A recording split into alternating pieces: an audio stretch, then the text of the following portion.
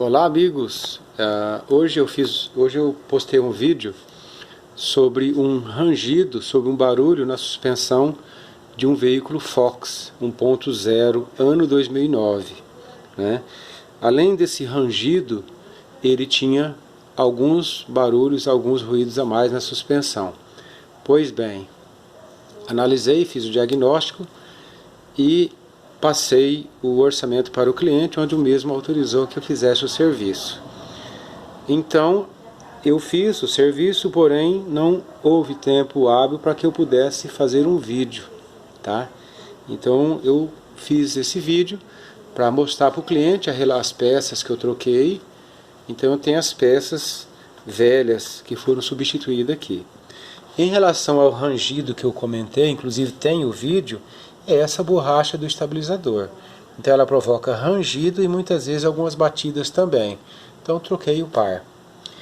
Aproveitando a revisão, troquei o guarda-pó juntamente com o batente dos amortecedores. Troquei também as bieletas, né?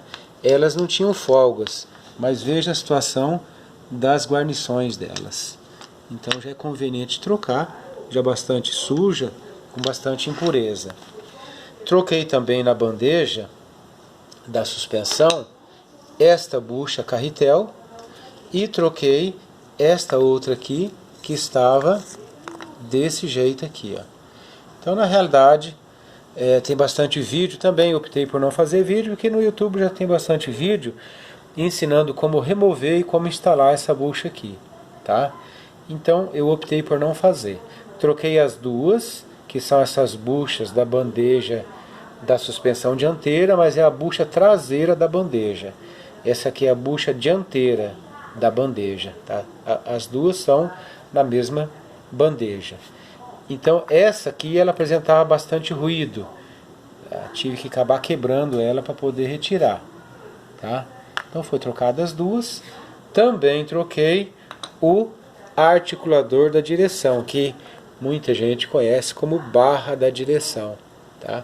Ela também está com folga, ela tem uma pequena folga aqui dentro, então ela provoca ruído também na direção e na suspensão, tá?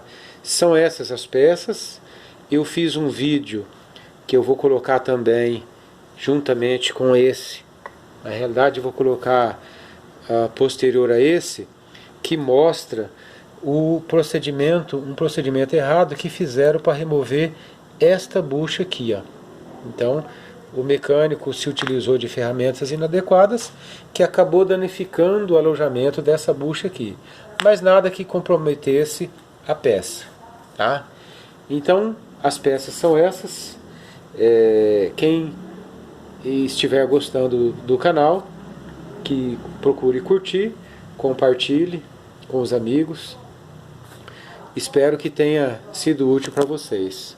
Um abraço.